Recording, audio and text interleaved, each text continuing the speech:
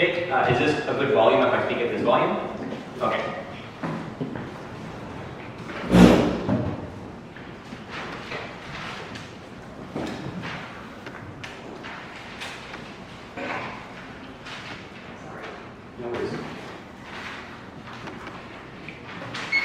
My great-grandfather was a wild catch fisherman. I think he has done immense ontological evil and deserves to burn in hell.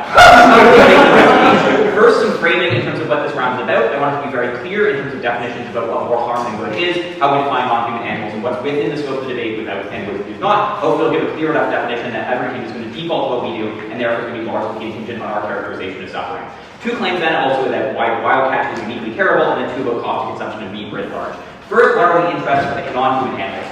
I think we want to say there's two large incentives. I'm going to frame how we can characterize what those actually are. The first is just to reduce suffering, i.e. we view suffering as an inherent bad. If you can minimize suffering, that's probably more in the good of animals. If they suffer, that's probably more harm to these animals. Second, just death. I think death is uniquely bad for three reasons. One, because of the deprivation account, that is, if an animal has a potential for a good life, if we deprive them of that life, then potentially there's a harm done to the animal. Two, because we presumably think that animals have unique revealed preferences for wanting to continue to live, i.e. an important piece of framing this round is that we do not have epistemic access to the interests of animals. There's no capacity for animals to express their interests, and therefore we ought default to what animals do in order to get inferences in terms of their preferences. Because animals do everything they want, like they do, in order to achieve two goals, which is to continue to live and to ensure that they have offspring which continue to live, we ought default that those are the primary incentives of those animals. And then we make no other conclusion, so even if they want to say that animals' lives uniquely suck and they deserve to die, specifically if animals are attempting to continue to live, presumably that's the interest of that animal for a bunch of reasons. Okay, final claim then, we also probably weight higher order intelligence in terms of how we consider harm. That is, an animal which has a higher degree of consciousness or intelligence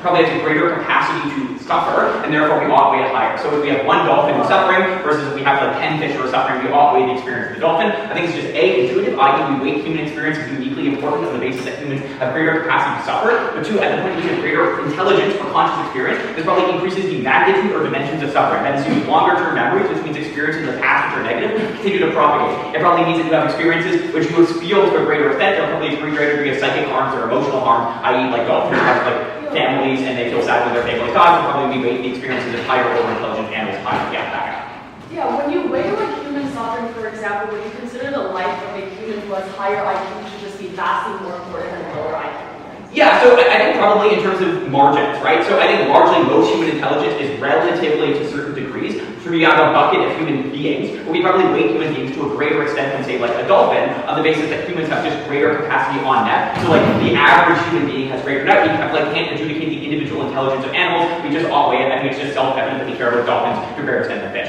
First claim, why do we think wild catch is uniquely terrible? There are two claims here. One, drag nets and bycatch. That is, at the point at which we consider like how wild catch is done, it's often done in a place in which you do massive nets which capture everything. That is, you're not only catching the fish which you're specifically trying to eat, but you're catching larger animals, things like dolphins, things like turtles, things like porpoises in terms of catch, but B, you're also catching fish that you are not intending to eat. So in terms of the protein ratio between farm fishing, which is the likely alternative in this round, and wild catch, what you're doing is you're just killing more fish per fish that is being sold and consumed. So even if the meat industry remains equivalent, and even if we switch entirely to farm fishing, they just kill orders of magnitude more fish on their side of the house, which is probably uniquely bad. Two, in terms of drag nets. Drag nets destroy the habitats in which animals live. That is, at the point at which you're fishing and you're dragging the bottom of the ocean floor, you not only just kill a bunch of animals, but you make that region uniquely uninhabitable. You disrupt the supply, like the food chains of those regions, which means that you're not just killing animals in the present, but you're making that region uniquely unlivable. You're depriving future animals which could have lived in that environment of the capacity to exist, and given the characterization that they have a revealed preference to want to continue to exist, you're depriving these animals of their revealed preference, which is a unique harm to these animals in this round. So they have to not only defend the alternative being farm fishing, but be making regions unlivable for a fish that wouldn't be farmed on either side of the house, killing orders of magnitude more fish, and depriving animals of the capacity to live in particular regions to a greater extent. Two, I think this is also just really unique again. So two, in terms of cost of production. I want to note something really important here, which is that protein consumption is largely non-fungible. That is, if someone cannot eat a fish, they are unlikely to go and eat beef in their replacement. There are a couple of reasons for this. One, we think that diet is uniquely cultural. That is, people who live in coastal regions have adapted cuisines beings have cultural predispositions to want to continue to eat fish. We see this that even as meat prices rise, people are very unlikely to change their consumption habits in response to shifts in price, which means it's very unlikely that the counterfactual there says out, even if we get eliminate wildcat, I think you're much more likely to do land animal farming. I think probably this is just deeply unlikely given the non-fungibility in terms of consumption habits there. Two, I think also it's just like distribution networks, so it's just incredibly hard to build like animal agriculture places in places where people rely heavily on fishing, because they tend to be on coast places like Japan where there's not like a ton of really useful arable land, which means also just distribution costs are high, which means it's very hard to get like vast amounts of beef, which will be incredibly expensive to constantly ship it in to be able to probably go to consume fish. To some extent, I'm counterfactual. So note that the counterfactual cannot be animals, consumption of animals, and probably just consumption of fish, or switching to farm fishing. No thank you. So farm fish, in terms of what the counterfactual looks like, why do we think one, farm fishing is actually uniquely comparatively better, but two, why do we also think it's not actually going to be completely replacing in terms of people's consumption habits?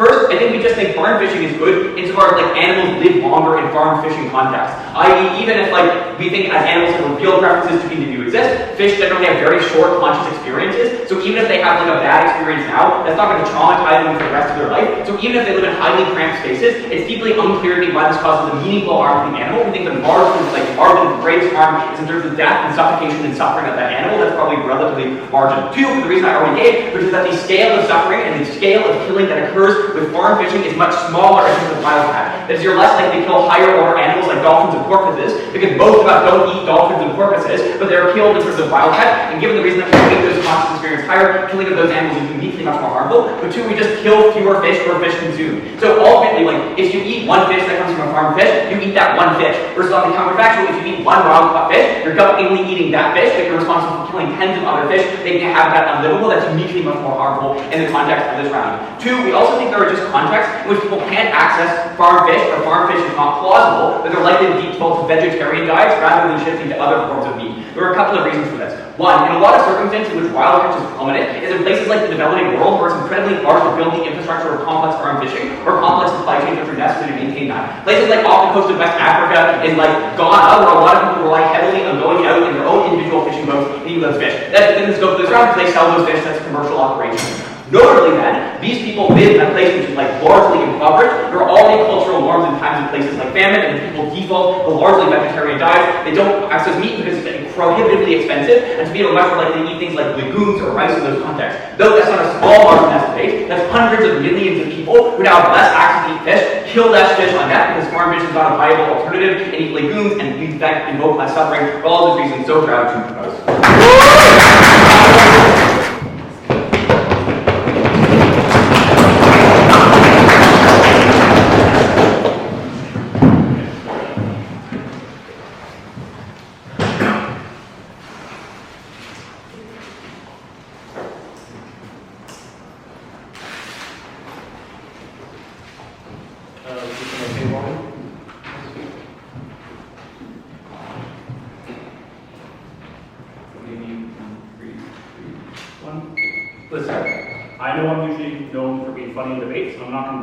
Because I think impacting this round does matter. I want to describe what the average death of a farm or of a wild caught fish is. You are dragged behind a boat for dozens of kilometers, struggling to breathe. You are either crushed under the weight of all the other fish that are also caught, a vast majority of which are bycatch and will be thrown away at the end of the day and die for nothing, or if you're lucky enough to be on a line, you have your cheek pulled until they kill you and let you suffocate in most instances, or beat you over the head, clobbering you to death. We're going to explain why that is far worse than the alternatives to farm fishing, and why this matters in this round, and why you should vote for us. Let's start with some framing off the top that I just want to make extremely clear so we keep this clean and do some preemptive stuff in case other teams trying to get crazy.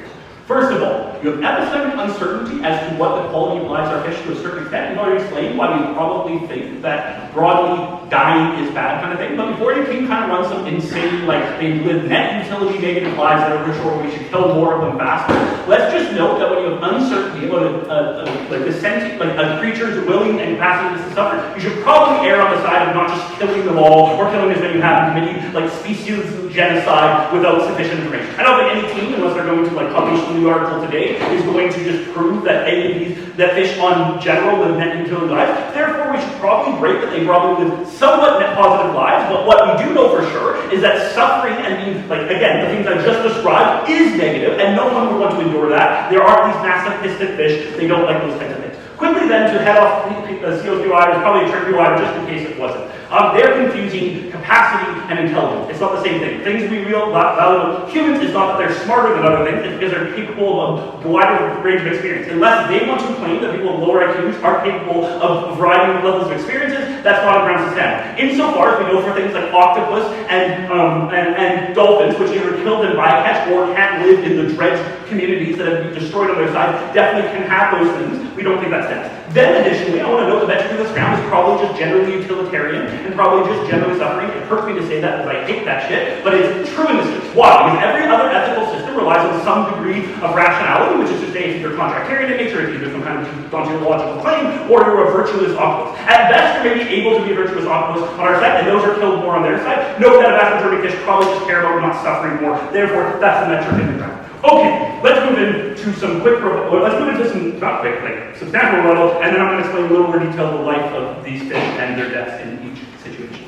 First of all, they tell you that living in a box is good. I just want to note that there are obviously incentives to make sure that fish don't have the worst possible farm life. Not because people are good, but because better quality fish sells more. This is the same reason that grass-fed beef is obviously way more expensive in the grocery store, because people don't want to have startup meat and stuff like that. This doesn't mean that they'll be given like kumbaya loves, but they probably won't be given a place where they're too cramped to live kind of thing, because guess what? If your meat is beat up and stuff like that, it isn't good for selling it later on. You want to have good meat that you sell. They're all making commercial meat. I also like to note, like, farm fish isn't like fishes in boxes, guys. This is like hoarding them off parts of the coast to have a giant catch them in, and they basically just swim around. They need to prove why the marginal restriction of being able to swim like within a few dozen square kilometers versus like the open ocean is that massive of a loss compared to all the other harms we're going to propose on our side. Then they tell you that there's more fish die on their side, or on our side. I have no reason to believe this. In fact, Rhys gives you reasons why fish consumption probably drops on our side, but I think probably those things are at best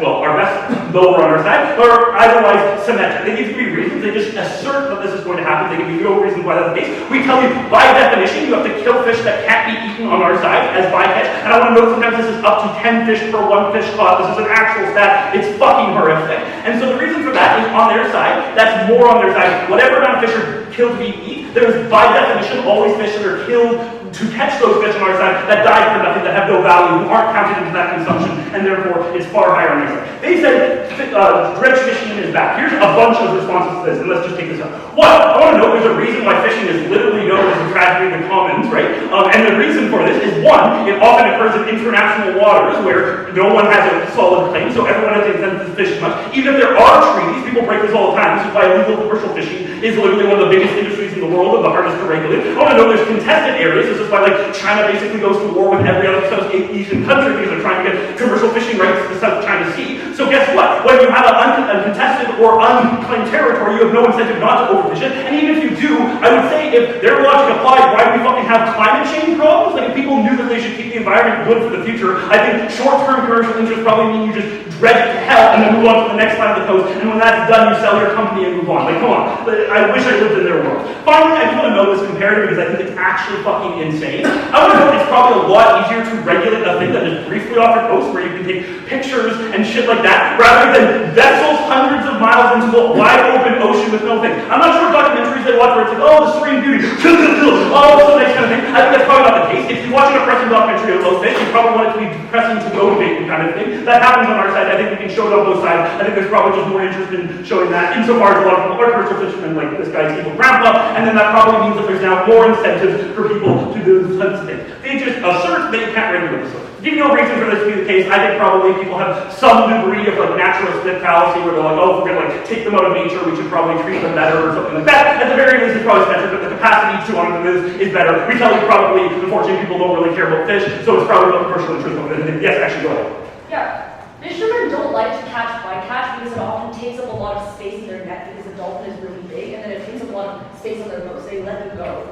They don't let them go. They kill them and throw them back into the water. That's literally why it's called bycatch. They throw it away. So that's just not true. Also, they don't do it because guess what? It's a lot easier to catch bunch of fish dragging the net than to fish. I'm not sure if there are alternatives on your side. Okay, quickly on the deaths and lives of fish. Really quick. I've already explained some of this. I want to note that obviously there are incentives to give you a relatively good farm life. You're probably likely to live up to the age of maturity because you obviously want to focus on things. You want to probably live in conditions that are somewhat reasonable. And don't you want to be killed quickly because fish that struggle will probably likely be hurt themselves and stuff like that. You also kill them quickly and relatively comparatively painlessly because you also want the fish to be, or the meat to be best preserved. This is also why we shoot at cows on the side of the head because animals that are stressed release endorphins into their system that ruin their meat. This is what happens. You have incentives not for goodness, but for selling your money, which is the incentive in this round, kind of thing to do. Versus on our side, the whole point of fishing is you've probably gotten rid of all the easy places to fish, so that's why you're doing dredging, that's why you're doing these more controversial things. They're harder to regulate, they're outside of the public eye, and your main job is to just catch the fish at max quantities. It's also usually cheaper fish, which means that your main goal is just to kill as many as fast as possible, get as many. Panel, it's a horrific world, but if we can make it marginally better by allowing animals to live slightly more dignified lives and have them die in less horrific ways, very proud to propose.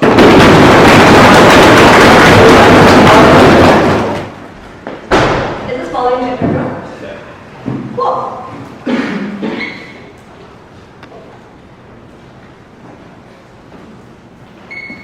When a great island of plastic began forming in the Pacific Ocean and ocean pH levels started dropping dramatically because of higher carbon emissions, people didn't initially care. But when they got told that microplastics were in their salmon, when they got told that lead poisoning was coming to them through their seafood, when they got told that mutations in their bass were going to give pregnant women hormonal imbalances, then they got scared. Climate change uniquely harms the ocean, which is extraordinarily interconnected, and it uniquely terrifies us because we are the people that eat from the ocean and we have wild capture. This is not the same for things like cows, which broadly speaking don't get impacted by climate change, but it is true for the shrimp swimming in oil that exists in the ocean. I think this should already win us this debate, because the fact that people are so scared of climate change and they still eat from the ocean means that they have active political interest to ensure that there is not active ocean acidification, that there is not pollution, that means that their food is not going to be impacted.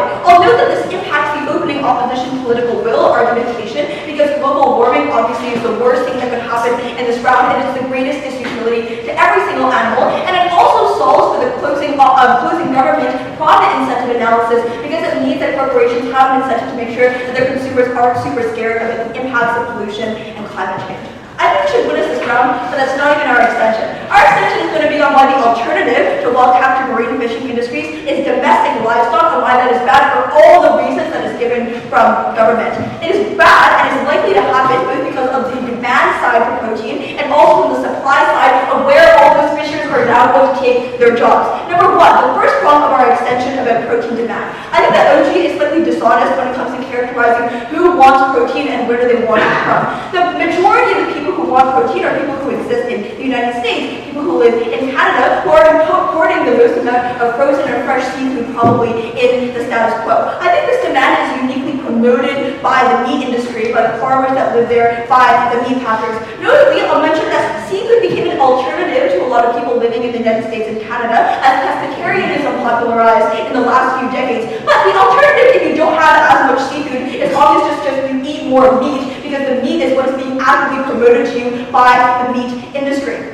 Why else is it likely that you're going to have more livestock than more factory fishing? Because factory fishing is so much more expensive for three reasons. Number one, water tanks require so much more engineering and input to put together than just having a lot of cows in one particular space. It also requires a lot more maintenance, because when you have, a problem with the acidity levels, for example, of your water tank, every single fish you have dies, whereas that's probably not true for just a lot of cows that are roaming on one specific part of land. Number two, it has way more in terms of transportation costs, whereas a lot of farmers just set up their farms where there's a lot of animals that already exist in, for example, the middle of the United States. And lastly, it requires more training, because a lot of people are just farmers because the way that they grew up and they continue to be farmers, whereas if you have factory fishing, you probably need some kind of engineering background, you probably need some kind of understanding how to keep fish in this really artificial water tank situation. I think these are all reasons why when the American public demands meat, because obviously they're going to demand some kind of protein, they're probably just going to go towards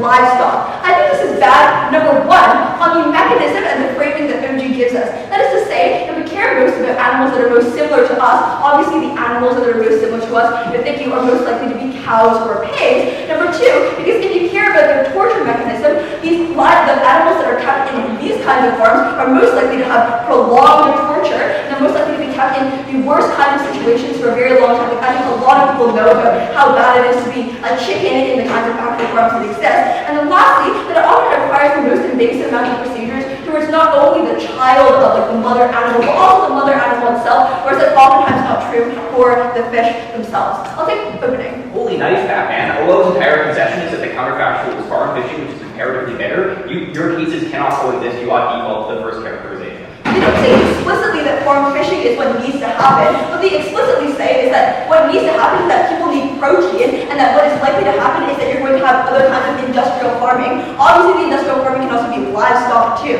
But the second thing is, and this is just what opening government concedes, is that obviously something needs to happen to these farmers, or sorry, these fishers who would otherwise be doing wild-caught fishing. What opening government says is that they're just like basically out of a job, but we really don't care about them in terms of this debate. I think we really should care about the kinds of jobs that they're likely to be on. Why? Because obviously if you're living as a poor fisher in a place like West Africa or in a place like Indonesia, the most likely alternative is like an industrial job. It's a job working in a factory. And when you have more people that are going into these kinds of factories or industrial jobs, that is obviously much worse for climate change, and that is obviously much worse for global warming, which, as I mentioned earlier, is probably what you should weigh this debate on, because obviously that causes the most amount of death, if death is what you're talking about, or it causes the most amount of harm to all animals. No, thank you. Either because number one, we die in heat death earlier, or number two, because it slowly kills off all oceans, for example, or slowly kills off literally any other kind of animal. The first reason why we're likely to have them move into industrial manufacturing, if you do not support wild-caught fishing, there must be a job that they can take on. The easiest job that they can take on, obviously, is the job with the lowest barrier of entry. And the lowest barrier of entry jobs for a lot of these places is just working in things like textile manufacturing, for example. But that is bad, because now that they are all fishers, they can all do things like go out on their rowboats or their sailboats and go and drag and get fish, and not participate directly and create more demand for creating these huge factories that are likely to transport plastic goods that cause pollution, that is likely to cause more carbon emissions, because obviously that is bad for every animal involved. This, I would mention, is also logically prior to a lot of their material about why it's bad for the ocean in general, because it is just true that it is the harms of industrialization that has caused so many of the things that we've seen in the ocean, the plastic buildup, the mass pollution, the general microplastics that exist in the ocean, and all of the ocean acidification that we are seeing. The second thing that I would mention is that if it is true that you just don't have them be able to be wild-caught fishers, because that is what the motion suggests that they would do one or another job, then probably they can't have as much economic livelihood. When that is true, and there's just probably not as much economic productivity, they're most likely to eat the cheapest kinds of foods available. Unfortunately, what is just true in a lot of these countries is that the cheapest food is processed, caloric-rich food from America that is oftentimes imported into a lot of these countries. I think this is broadly true for a lot of places in the world, whereas probably true now that they're eating plastic-wrapped processed food that is being given to them, which is number one, obviously bad for the environment at large, and then for all animals that are impacted by the environment, and then secondly, I think bad as well, because oftentimes if you still want some kind of protein, it's going to result in the usage of the livestock industries, which must be bad for all the mechanization that the opening government gives us. Incredibly proud to you.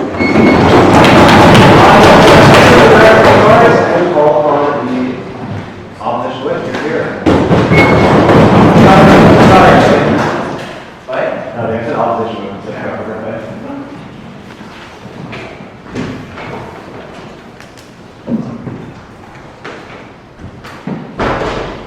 Before I begin, I don't think we'll do this about that. First of all, I want to thank Vidit for flying out from New York to be able to be here. It's been a lovely weekend, and have fun. Secondly, I'd like to thank my wonderful fiancée Simran for coming all the way out here, seeing the debate, even though she does not love this activity. Very happy to have you. Let me know.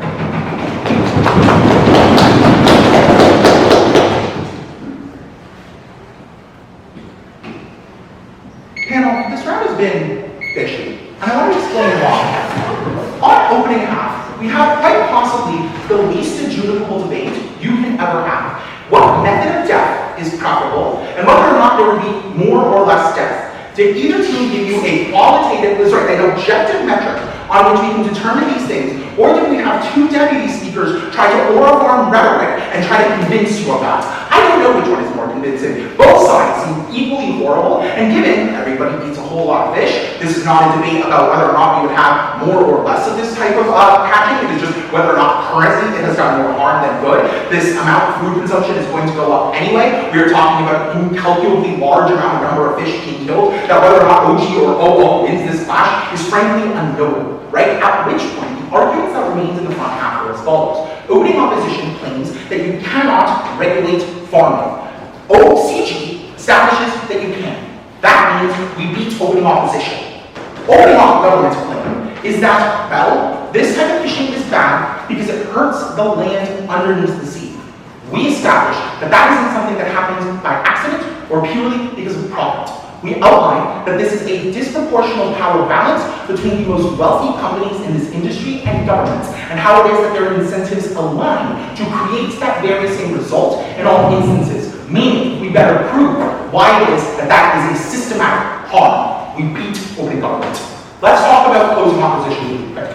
They say that, well, there's a protein demand, and as a result, you're going to start increasing the amount of beef. I'm not going to talk about knifing. I'm not going to talk about how OG outlines a lot of reasons as to why it is that that's not particularly likely. But here's my claim very straightforwardly. It is that, one, people are eating a lot of beef and chicken anyway. As people are coming out of poverty, they're starting to eat a lot more foods. It also means as a consumption of food in the West goes up anyway, and they generally like beef and chicken a lot more. This is happening anyway, so it's not clear to me what it is that their margin of difference is going to be under their side of the house. Additionally, these are entirely different companies who wish to increase the supply regardless, so they can sell more food, meaning that, again, they're going to be trying to increase the amount of animals that are slaughtered under their side of the house anyway, meaning there isn't a comparative change that happens under their side of the house. They say that, well, when you no longer have this type of fishing, you're going to start creating new factories and importing food. There's no reason to believe that this happens. If a fisher in the west coast of Africa goes out of jobs because there's now a new form of importing food, there's no clear reason to believe that a factory for fishing happens to be built right beside them, given that there are other firms in other areas in which it could realistically be more economically efficient to do so. It is also not clearly the case that they would import food, given that there are often a lot of domestic growers of food who could easily meet this demand. There's no clear reason to believe that they would import processed foods from the West, given the availability of food in other areas, so that argumentation is out. Let's talk about Vidit's extension and how it is that it works within the confines of the debate as it exists. Vidit outlines that there's an intersection at play here between multi-billion billion-dollar MNCs and governments, but mostly we are talking about governments that are inherently poor and politically weak. What this means is that when MNCs come in and offer billions of dollars of economic activity, if they allow you to fish there, but the exchange is that you don't necessarily have to regulate them as much, most countries are going to take this deal. The implication of this is as follows. When there's a lesser regulatory framework, it means that these companies can just straight up engage in more violent actions against the environment because there's literally nothing policing them or stopping them from doing so. The other mechanisms that may exist in international law are feckless and toothless, so there's no real pushback to this. Additionally, given that these are often conglomerated MNCs that are massive in scale, there's no competition as the team outlines, which means that they aren't necessarily threatened by newcomers coming in and threatening their access to this land, which emboldens them to act more. Additionally, they're emboldened to act violently against the land, the reason being that fish don't respect borders, those criminals. The reason for this is because they can simply swim away. So if you only have exclusive rights to one part of the sea, your incentive is to plunder it as quickly and immediately as possibly indefinitely, so that those fish don't swim away to a part of the sea that you don't have access to. Meaning that when those governments also exclusively derive the benefits of that type of fishing, they're not going to want to regulate and develop new technologies for you to do this safer or kinder, or maybe want to do this slower, because they don't benefit from it, because they don't see that economic activity. Their workers don't see that economic gain, thus they're not going to do it. Why is it then that this is worse than how it is that we can regulate farms? The farms are able to be regulated in a few unique ways. The first is, it's just much easier to license, right? Nobody knows what happens on boats. The reason for this is just as simple as when you overfish or fish that you aren't supposed to fish, and as a result are literally breaking the law, nobody is able really to notice that until way after the fact, after which the harm has happened, and there are many ways in which these firms are able to collude with one another to hide the evidence of this happening in the first place, right? As a result, because these are countries that don't have the naval infrastructure to be constantly patrolling their sea, because they literally don't have the money to do so, these crimes happen anyway. Contrast this to a farm, where it has a specific physical location that you can have inspectors go to regularly, because you know exactly where it is, how many it is, and exactly what they're supposed to have at any given point in time. It is much more difficult, by contrast, to evade these types of regulations, which means that if we ever want to protect these types of fish, we do it better open. Would you be more upset if someone told you have to spend the next 2 years in American prison before being violent, or that you would live a long, happy life to make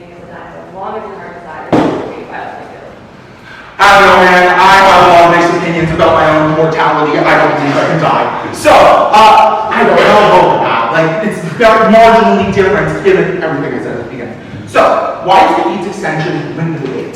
The reason is because when we note that there's an incentive alignment here, it means that neither entity wishes to regulate the other or prohibit the other, right? If you don't care about whether or not the public is mad at this, do the public care about the feelings of fish? I don't think they do. And even if they did, note the degrees of separation, right? You're not protesting the tuna company, you're protesting the tuna supplier. You as the public don't really have a course of action to limit their behavior. So as a result, your activism is feckless, and most people can't name who these companies are. And also, given the context that we set out, most of the time this is a driving economic activity, meaning that the government doesn't want to regulate it because they see it as trading off the job growth within their countries. As a result, this regulatory framework has made it such that there is no recourse for the abuses that happen, and fishers feel emboldened to do it even when the law prohibits them. I'm very proud to propose.